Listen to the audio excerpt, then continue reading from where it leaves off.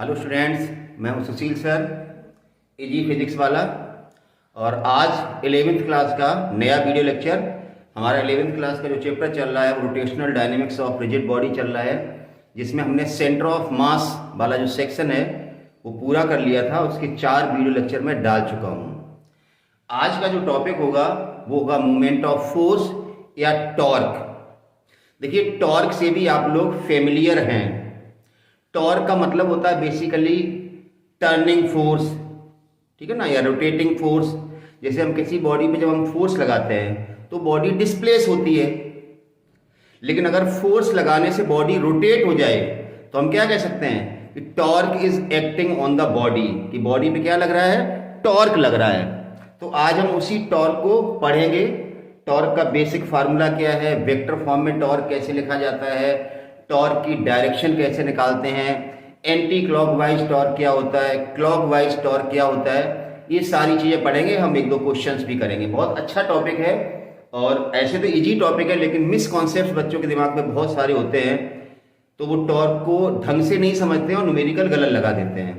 ठीक है ना, समझ गए ना। टॉर्क का जैसे मान लो, सपोज करो ये बॉडी है, इसका एक एंड अगर हम फिक्स कर दें, एक एंड अगर हम फिक्स कर दें और इस पे हम फिर फोर्स लगाए तो देखो पैर घूम रहा है। लगा तो हम फोर्स ही रहे हैं, हम लगा क्या रहे हैं, फोर्स। लेकिन फोर्स लगाने से बॉडी क्या हो रही, रोटेट। देखिए, कॉपी पेन निकाल लीजिए, साथ साथ नोट्स बनाने आपको। आज का टॉपिक मैं लिख रहा हूं पहले, मूवमेंट ऑफ फोर्स, या इसका दूसरा नाम है टॉर्क।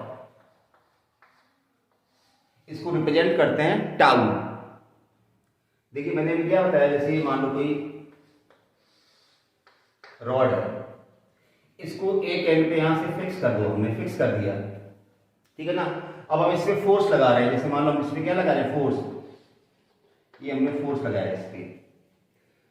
फोर्स कहां लगाया, ये जो इसको कहते हैं एक्सिस ऑफ रोटेशन। इसको क्या कहते हैं, जिस पॉइंट के अबाउट बॉडी रोटेट हो रही है, या रोटेटिंग बॉडी का जो एंड हमने फिक्स किया है, उसको कहते हैं एक्सिस ऑफ रोटेशन। जैसे आपने देखा घर में गेट लगा होता है, ठीक है ना, एक फ्रेम होता है, उस पर हम गेट लगाते हैं। गेट का एक एंड जो है ना, एक जो है ना साइड, वो हम फिक्स कर देते हैं कब्जे लगा करके। फिर दूसरे एंड पे क्या लगाते हैं, हैंडल। हैंडल पे हम जब फोर्स लगाते हैं तो वो गेट क्या होता है, रोटेट होता है, बंद होता है या खुलता है। तो गेट को जिस एंड पे फिक्स किया है तो वो कहलाती है एक्सिस ऑफ रोटेशन। उसके अबाउट वो गेट रोटेट होगा। तो हमने इसको यहां फिक्स कर दिया बोल्ट लगा के कैसे, इसको तो कहते हैं एक्सिस ऑफ रोटेशन। अब कल्पना करो कि आप इसी एक्सिस ऑफ रोटेशन पे ही फोर्स लगाएं तो शायद ये रॉड रोटेट नहीं होगी। यही कारण है कि जब हम गेट पे हैंडल लगाते हैं तो देखना, एक्सिस ऑफ रोटेशन उस एंड पे होता है और हैंडल हम दूसरे एंड पे लगाते हैं। एक्सिस ऑफ रोटेशन से जितना दूर फोर्स लगाएंगे, ये डिस्टेंस हमने मान लो r मान ली है, उतना ही गेट आसानी से या कम फोर्स लगा के रोटेट किया जा सकता है, ठीक है ना। उतना ही ज्यादा टॉर्क प्रोड्यूस होगा। मतलब किसी बॉडी पे जब हम फोर्स लगाते हैं तो टॉर्क प्रोड्यूस होगा। वो कितना टॉर्क होगा ये इस बात पे डिपेंड करेगा कि हम कितना फोर्स लगा रहे हैं, किस डिस्टेंस पे फोर्स लगा रहे हैं और किस एंगल पे फोर्स लगा रहे हैं। मतलब टाउ किस किस चीज पे डिपेंड करेगा, टाउ डिपेंड करेगा 3 चीजों पे। एक तो अप्लाइड फोर्स,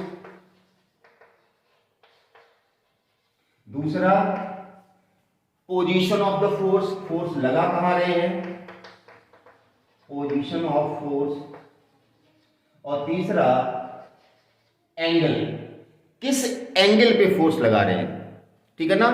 तो हम इन तीनों को पढ़ेंगे कि किस डिस्टेंस पे फोर्स लगा रहे हैं, किस एंगल पे फोर्स लगा रहे हैं, कितना फोर्स लगा रहे हैं, तो कितना टॉर्क प्रोड्यूस होगा।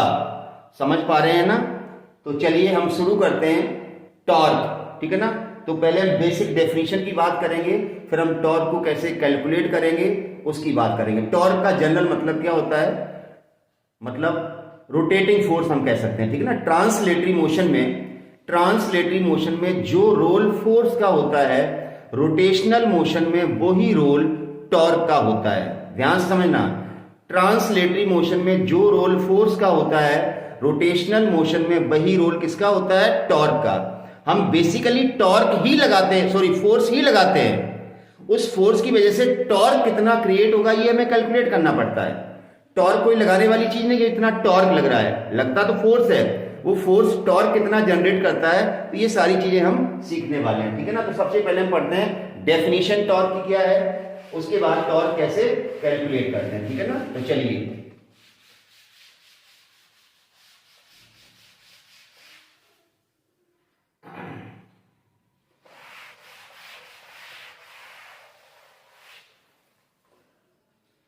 टॉर्क को डिफाइन कैसे करते हैं, देखो इट इज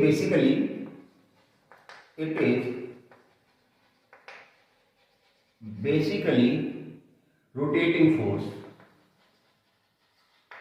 हम इसको रोटेटिंग फोर्स कह सकते हैं। अब मैथमेटिकली क्या होता है ये torque,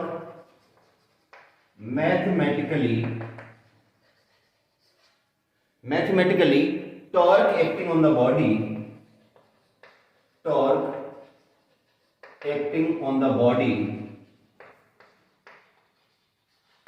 is equal to the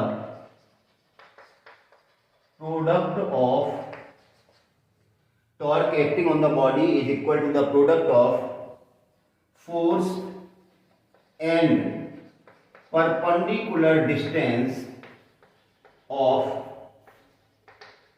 line of action of force from axis of rotation।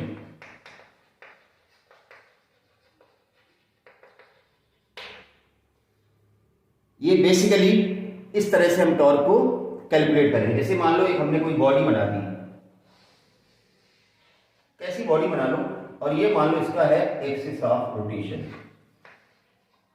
इसके अबाउट बॉडी आपकी रोटेट हो सकती है। अब हमने लगा दिया एक बॉडी पे फोर्स, इस पॉइंट पे हमने लगा दिया ऐसे करके फोर्स, इस आर डिस्टेंस पे, ध्यान से समझना, इस आर डिस्टेंस पे कोई पॉइंट पी है जहां पर हमने बॉडी पे क्या लगा दिया, फोर्स। अब सबसे पहले तो फोर्स आपने जिस लाइन पे लगाया है तो आप line of action of force बना दो, इसको कहते हैं line of action of force. तो हमने डेफिनेशन क्या बताई है, हमने डेफिनेशन ये बताई है, ये हमने थीटा एंगल पे फोर्स लगाया, हमने डेफिनेशन ये लगाई है कि टॉर्क को अगर कैलकुलेट करना है तो फोर्स देखो कितना लग रहा है, और एक्सिस ऑफ रोटेशन से जो line of action of force है उसकी परपेंडिकुलर डिस्टेंस निकालनी। मतलब इस आर से अगर हम मल्टीप्लाई करेंगे फोर्स को तो हमें टॉर्क नहीं मिलेगा, ठीक है ना। दो तरीके यहां पर, या तो जो आपकी ये आर डिस्टेंस है, आपकी जो आर डिस्टेंस है इसके परपेंडिकुलर डायरेक्शन में कितना फोर्स लग रहा है, या तो ये निकाल लो force perpendicular to this R, या अगर फोर्स परपेंडिकुलर डायरेक्शन वाला नहीं निकाल रहे हो तो आप इस आर की जो डिस्टेंस है ना, ये परपेंडिकुलर, मतलब इस लाइन ऑफ एक्शन से इस एक्सिस ऑफ रोटेशन की परपेंडिकुलरिटी, मतलब यहां से नॉर्मल डाल दो आप, इस पे एक नॉर्मल डाल दिया आपने, ये 90 का एंगल बन गया। ये मान लो है पॉइंट ओ, ये मान लो पॉइंट है पी, और ये पॉइंट है मान लो क्यू। अब हमें टॉर्क निकालना है, क्या निकालना है, टॉर्क। तो हमने टॉर्क का फार्मूला क्या बताया, torque equal to force into perpendicular distance. Perpendicular distance किसके किसके बीच में, एक्सिस ऑफ रोटेशन, ये आपका एक्सिस ऑफ रोटेशन है, ये है एक्सिस ऑफ रोटेशन, और ये है line of action of force, इनके बीच की परपेंडिकुलर डिस्टेंस। अब देखिए ये आर तो परपेंडिकुलर डिस्टेंस है नहीं, ये फोर्स लग रहा है, ये आर परपेंडिकुलर नहीं है फोर्स के, तो देखिए ये एंगल थीटा, ये कितना हुआ थीटा, एंगल के सामने की साइड ये परपेंडिकुलर हुई, ये बेस हुआ, ये हाइपोटेन्यूज। तो हमें क्या निकालना है, फोर्स तो गया एफ, और परपेंडिकुलर डिस्टेंस जो है ना वो है O Q into O Q. F into O Q. अब ये ओ क्यू कैसे निकालेंगे?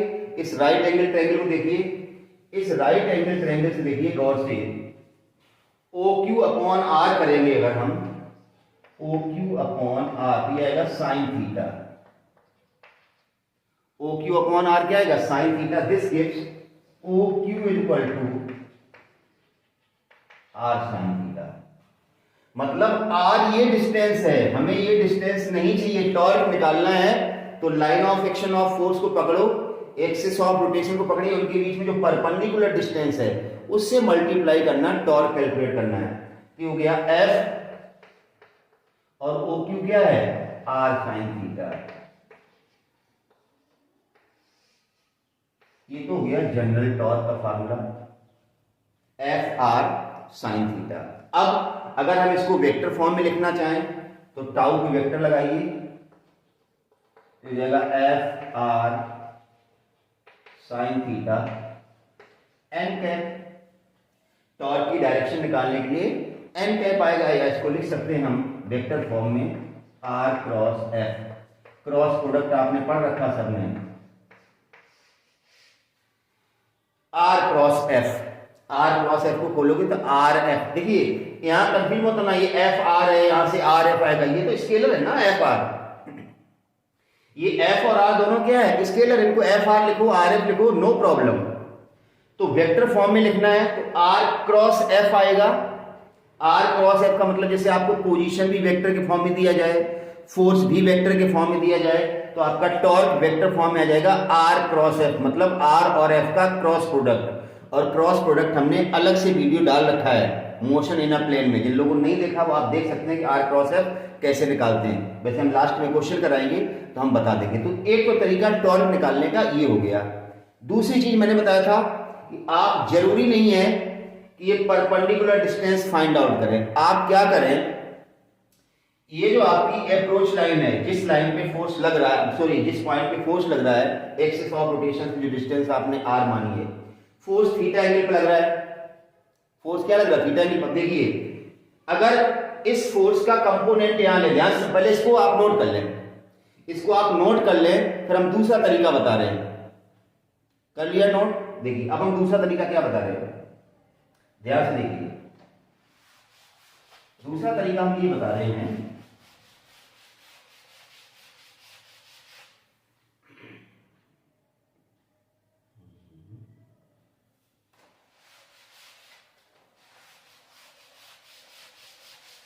दूसरा तरीका ये बता रहे हैं, जैसे मान लो ये बॉडी है, जैसे बॉडी दिख रही है। अब इस बॉडी की फोर्स अगर हम ऐसे लगाएं इस डायरेक्शन में, तो ऑब्वियसली बॉडी रोटेट नहीं होगी। बॉडी की फोर्स इस डायरेक्शन में लगाएंगे तो ये पेन रोटेट होगा। तो हमें क्या करना है, आप इसको भूल जाए, आप दूसरा तरीका ऐसे सीख सकते हैं, इसको भी हटा रहा हूं मैं।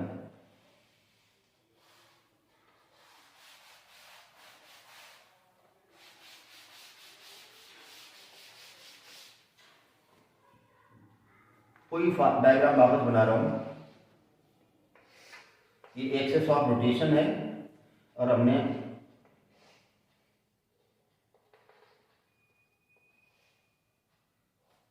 ऐसे हमने फोर्स लगा दिया एफ थीटा एंगल पे।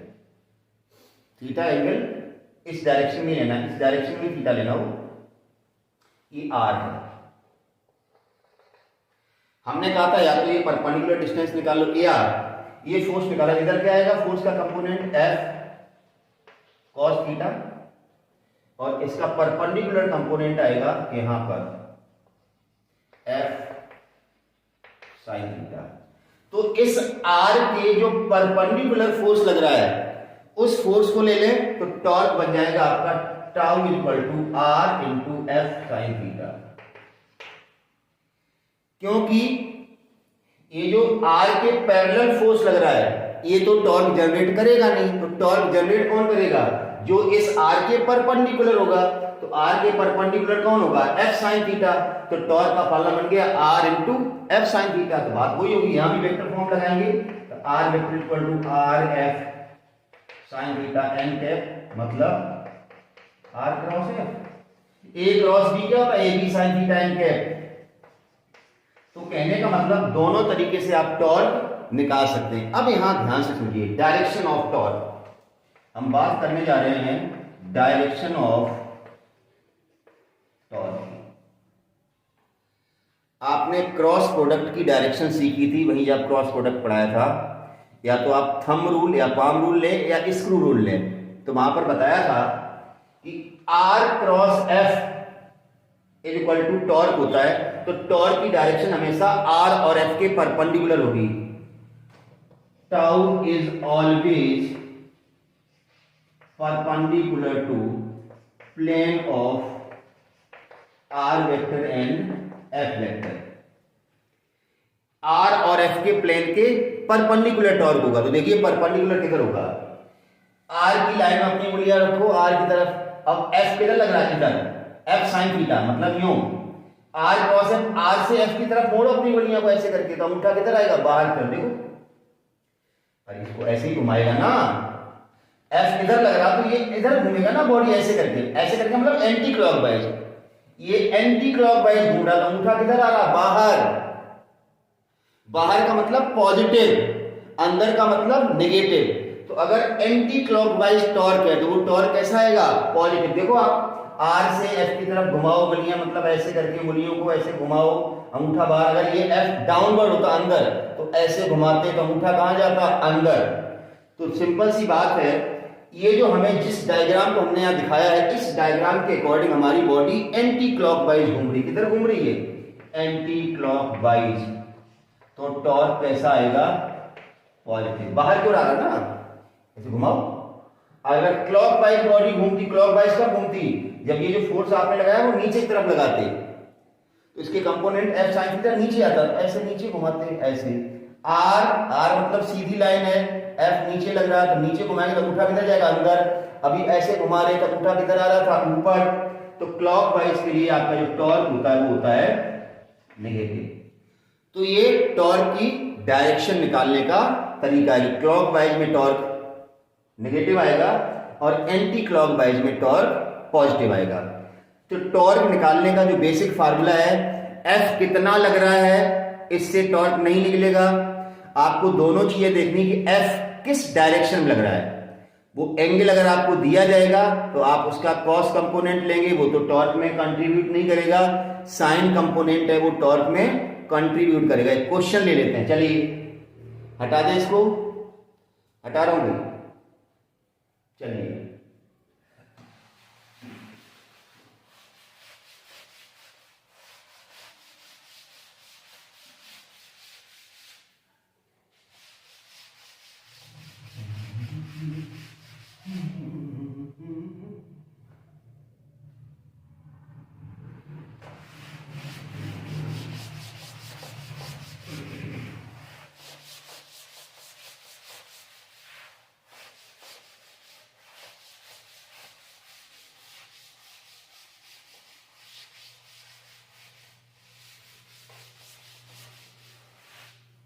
चलिए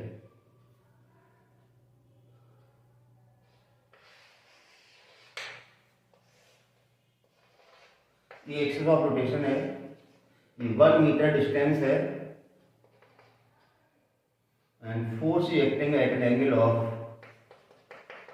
10 न्यूटन 30 डिग्री। इस तरह से क्वेश्चन दिया गया है, पूछा गया फाइंड टॉर्क। क्या निकालना है हमें, टॉर्क निकालना है। तो अभी मैंने बताया था कि अगर आपको टॉर्क निकालना है तो क्या करना है, इस F का एक कंपोनेंट इधर आएगा, F sin 30, ये टॉर्क को प्रोड्यूस नहीं करेगा क्योंकि उसी लाइन लग रहा है। एक इधर आएगा F sin 30, ये टॉर्क में कंट्रीब्यूट करेगा, टॉर्क बनेगा F sin 30 की वजह से बनेगा। तो टाउ इक्वल टू कितना आएगा, टाउ इक्वल टू आएगा R F sin 30। R कितना दिया गया, 1 मीटर, F कितना है 10 न्यूटन और sin 30, तो ये जाएगा 10 sin 30 कितना होता है, हाफ, तो 5 आ गया न्यूटन मीटर NM। तो बड़ा आसान है टॉर्क निकालना। किस एंगल पे फोर्स लग रहा है तो उस फोर्स का कौन सा कंपोनेंट लेना है जो इस आर के परपेंडिकुलर है, जो आर के परपेंडिकुलर है, बार बार कह रहा हूं, आर के परपेंडिकुलर डायरेक्शन में जो फोर्स लग रहा है वो टॉर्क को कंट्रीब्यूट करता है, उससे टॉर्क बनता है। तो टॉर्क का फार्मूला क्या जाएगा, आर और एफ परपेंडिकुलर, मतलब ऐसे याद रख सकते हो, tau equal to R into F perpendicular. तो परपेंडिकुलर किसके, आर के परपेंडिकुलर लिया, ये आ गया, एंटी क्लॉकवाइज आएगा, टॉर्क पॉजिटिव आ गया। समझ पा रहे हो ना? तो बड़ा आसान है। और एंगल कहां से लेना, इस लाइन से इधर ही लेना एंगल, एंटी क्लॉकवाइज डायरेक्शन में, ठीक है ना? तो टॉर्क आ जाएगा। अब वेक्टर फॉर्म में कई बार दिया जाए, कई बार फोर्स और डिस्प्लेसमेंट दोनों वेक्टर के फॉर्म में दिए जाते हैं। हमने बताया था आर क्रॉस एफ कर लो, क्रॉस प्रोडक्ट ले लो। तो क्रॉस प्रोडक्ट लेना वैसे आता है, जिनको नहीं आता है वो सीख ले। अभी वापस में बता रहा हूं कि क्रॉस प्रोडक्ट कैसे लिया जाता है। तो टॉर्क का एक और क्वेश्चन करते हैं, तो चलिए इसको हटा देते हैं।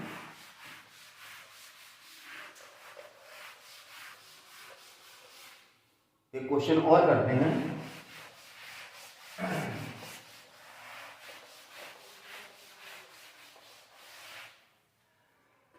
अभी हमें क्या करना है, जैसे आर हमने वेक्टर फॉर्म में दे दिया, मान लो 2i plus 3j minus 2k, और फोर्स कितना लग रहा है बॉडी पे, पार्टिकल पे, वो भी वेक्टर फॉर्म लिख लो, i minus j plus 2k, कुछ भी लिख दिया हमने। अब हमें क्या कैलकुलेट करना है, टॉर्क। तो टाउ का फार्मूला क्या होता है वेक्टर फॉर्म में, आर क्रॉस एफ, और आर क्रॉस एफ कैसे निकाला जाता है मैंने बता दिया था, आई जे के बना लो। आर क्रॉस एफ है तो आर को ही पहले लेना है, आर को पकड़ो, 2i है तो 2, 3j है तो 3 माइनस 2। अब एफ को पकड़िए, आई का कोफिशिएंट 1, जे का कोफिशिएंट -1 और के का कोफिशिएंट 2।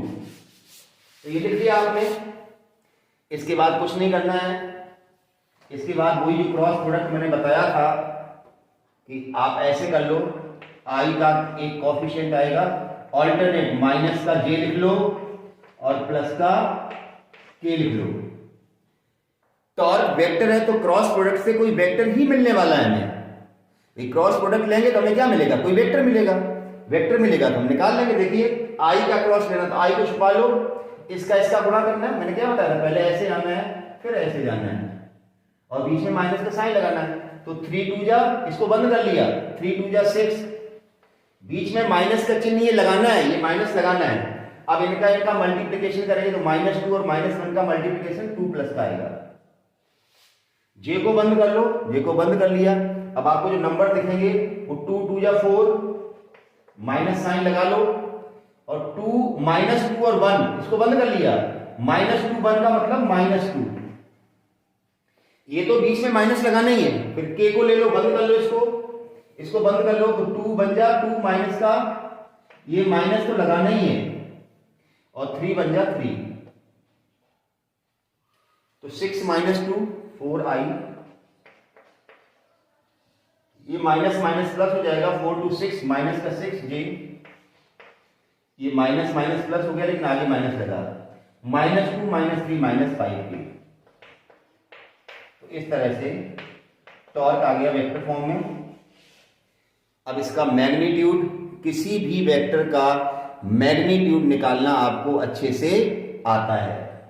तो कैसे निकालेंगे टॉर्क का मैग्नीट्यूड, मैग्नीट्यूड निकालना है तो अंडर रूट ऑफ आई के कोफिशिएंट का स्क्वायर मतलब 4 का स्क्वायर 16 प्लस 6 का स्क्वायर 36 -5 का 25।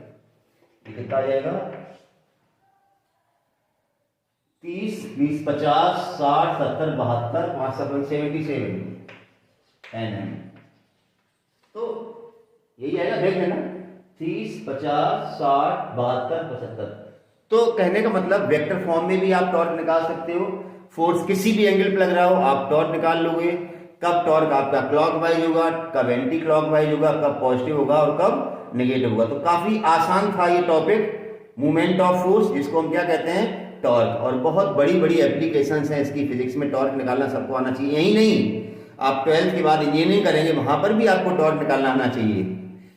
मतलब जो पोजीशन है आप उसके परपेंडिकुलर डायरेक्शन वाला फोर्स लेना है, टॉर्क आ जाएगा। फिर आपको ये भी देखना है कि रूल के हिसाब से वो एंटी क्लॉकवाइज घुमाएगा फोर्स या बॉडी को क्लॉकवाइज घुमाएगा। एंटी क्लॉकवाइज घुमाएगा मतलब टॉर्क पॉजिटिव है, और क्लॉकवाइज रोटेट करेगा तो अंदर जाएगा टॉर्क, वो नेगेटिव टॉर्क होगा। ठीक है ना।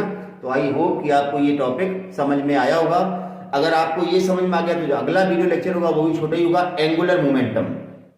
फिर वहीं हम पढ़ेंगे टॉर्क और एंगुलर मोमेंटम में क्या रिलेशन है। तो बिल्कुल आसान है, जैसे हमने फोर्स का परपेंडिकुलर कंपोनेंट लेके टॉर्क निकाला था, वैसे ही मोमेंटम या वेलोसिटी का जो परपेंडिकुलर, मोमेंटम क्या होता है, मास इनटू वेलोसिटी। मास तो क्या है, स्केलर है। तो मोमेंटम जब हम पढ़ेंगे एंगुलर मोमेंटम तो वहां पर भी वेलोसिटी का जो परपेंडिकुलर कंपोनेंट होगा वो कंट्रीब्यूट करेगा एंगुलर मोमेंटम के लिए। तो ये समझ में आ गया तो डेफिनेटली वो टॉपिक आपके समझ में आएगा, बशर्ते आप ये वीडियो जरूर देखें। ये देखेंगे तो अगला वाला, मैंने पहले भी कहा था और बार बार कहता हूं कि आप सीक्वेंस में वीडियोस देखें, क्योंकि अगला टॉपिक पीछे वाले से रिलेटेड होता है, लिंक्ड होता है। बेसिक्स यहां आ चुके हैं, अब आपको एंगुलर मोमेंटम में कोई दिक्कत नहीं आएगी। तो चलिए कंटिन्यू आप चैनल को देखते रहिए और वीडियो को लाइक और सब्सक्राइब जरूर किया करें। लाइक करने से थोड़ा हमारा भी हौसला बढ़ जाता है कि इतने लोग देख रहे हैं। ठीक है ना। और आप अपना स्टडी जो है ना प्रॉपर करते रहिए। Thank you for watching.